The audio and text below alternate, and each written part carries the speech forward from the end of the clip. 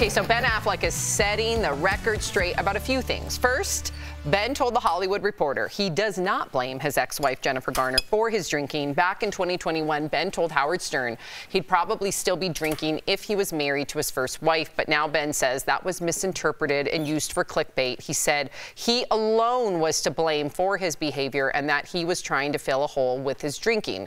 Ben also cleared up this viral interaction with J-Lo at the Grammys. He said he told her that he was going to, quote unquote, just slide away as soon as the cameras started rolling so the focus would be on her. But J-Lo said, you better bleeping not leave. So that's what was actually said. Do you believe it, Tori? Yeah. Did he clear the air? Yeah. I also don't love that the name of the title on the magazine is Ben's Next Shot when he's an alcoholic. I think that's kind of weird. But anyway, other than that, I thought, I think Ben's always been trying to do, I just think Ben keeps trying to have a comeback and comeback. Just let the guy be. I don't know if he needs a comeback. All right, that's what I'm saying. I don't think this is, they keep trying to redo and reinvent him. I'm like, he's fine. Well, I think it's the media. Number one, I agree. The shot is for a basketball shot. That's what for it the is. new movie about Air Jordan. Oh, that makes so much more sense. Yeah, it makes sense. But I just feel like the way the media portrays Ben Affleck these days, it's like we say Ben Affleck and then they get a sour taste in their mouth. And I think that the media is to blame.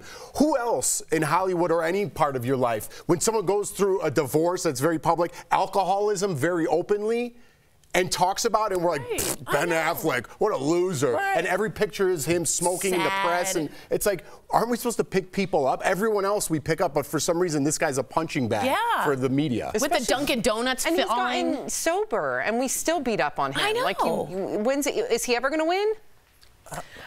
I don't know if it's necessarily the media. Like, it's interesting because you made me think about watching reality TV differently, because you brought up this point that no one thinks about. Like, yes, editing is always going to be a thing, but they can't edit what you don't give them. That's right. And I think when we see Ben Affleck out in public, we can't edit what he isn't giving us, and he just seems very perpetually maybe sad. But I'll give you an example of that perfect thing. They were at the Grammys that night.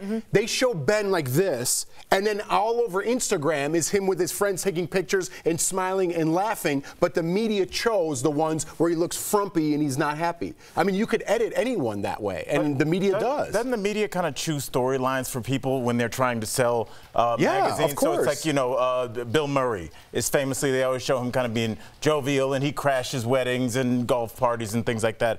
I think when they show people, they want to have some consistency with their viewers, like, here's sad Ben again, here's hot new actress here, here's grumpy Larry David being irreverent. They kind of have these storylines because they know that their viewers are expecting a certain thing, and they don't want to try and reinvent the storyline every time they show them. That's a really good point. Yeah, well, he's also dealing with alcoholism, and I don't know. It's just crazy the time that we're in, that it's okay to have someone. I don't know. Especially when we all tout like mental health. And, Yeah. I want peace and love for everybody. Ben Affleck.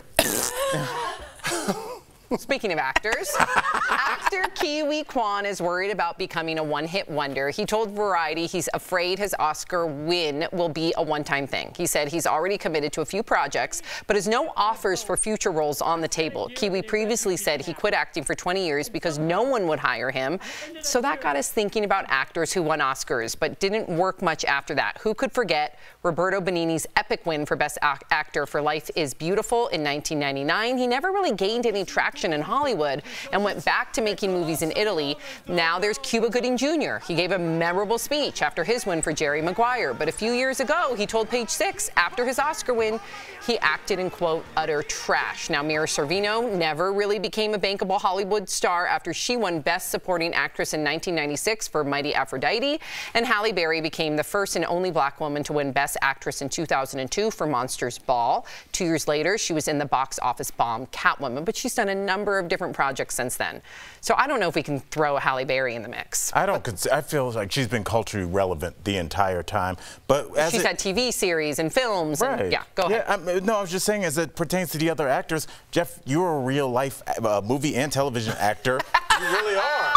And you know how tough it is. Shout out Pastor Paul. Pastor Paul. How tough it is to get these roles. Yeah. And I always think about that with actors. Like, no matter how big your biggest project is, there's probably a 70% chance that's your last time ever doing it. Like, there are people that just fall off the map because there's always new actors, there's always younger actors, and there are always actors that are willing to work for less money.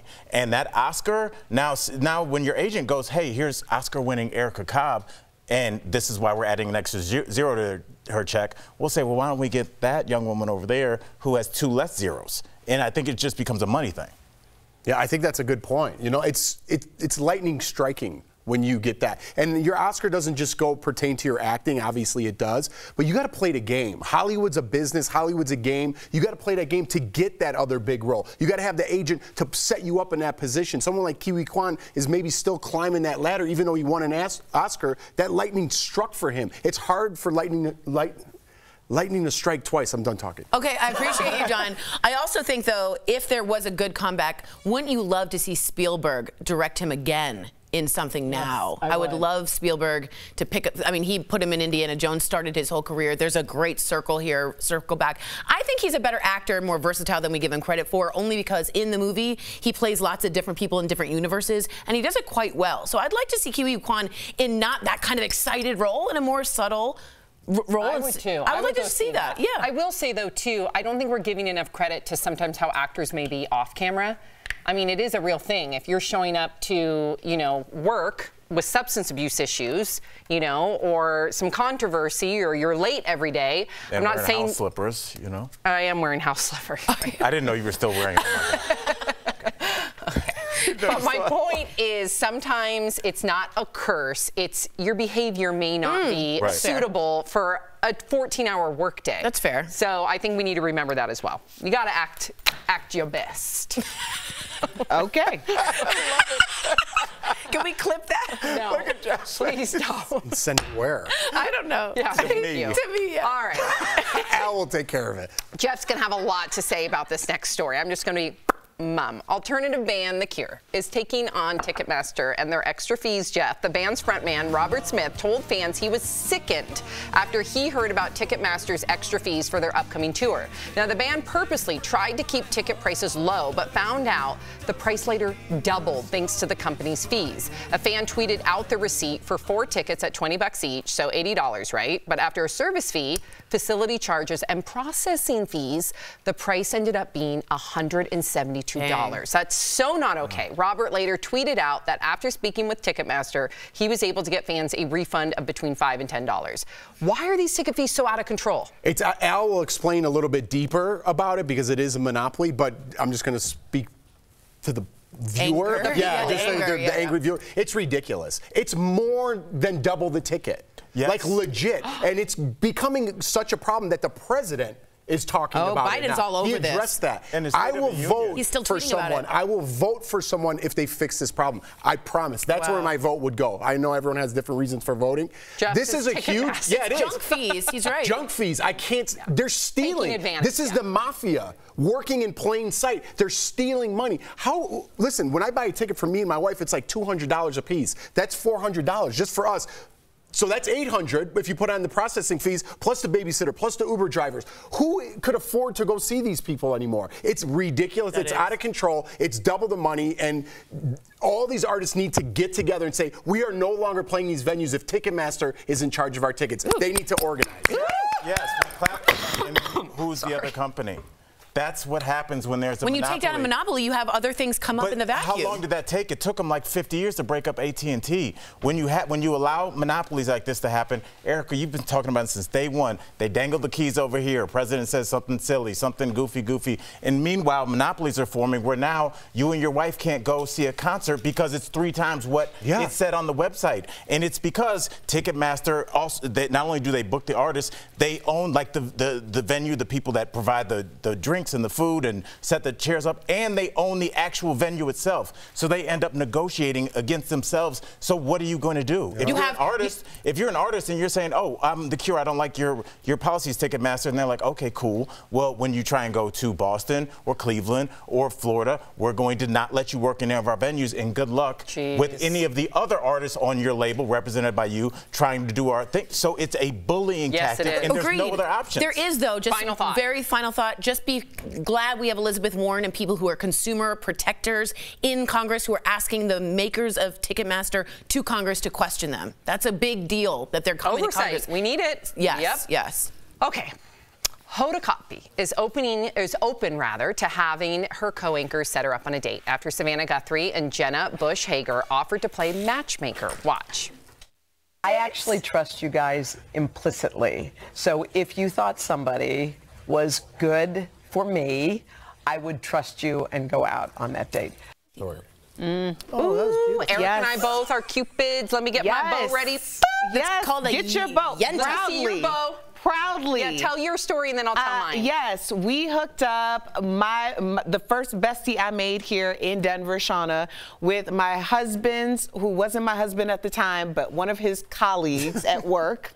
And now they are married, and their baby is now my baby. Shauna and Andy now have Charlotte, and Charlotte is our goddaughter. Yes, it has been going very strong for like 6 years, something like that. 6 years, Yep. And then my sister Monica and her husband JP. JP was my ex's really good friend. They're no longer friends. But anyways, when I met JP, I knew you're Monica's man.